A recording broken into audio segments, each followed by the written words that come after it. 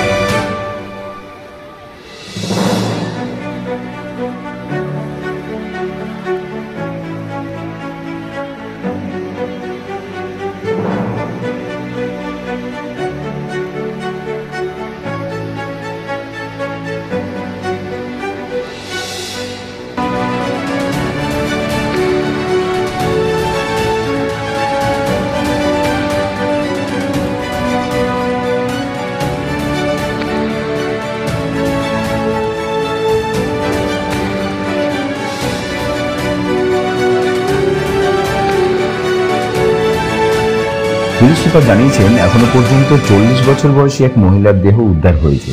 তার সঙ্গে মিলেছে 13 বছরের এক নাবালিকার দেহ। এছাড়াও 6 বছরের একটি মেয়ে এবং 4 বছরের একটি ছেলেও ঘটনায় নিখোঁজ রয়েছে। আপনারা দেখছেন মহারাষ্ট্রের ভুসি ড্যামে সেই হাড়হিম করা ভিডিও।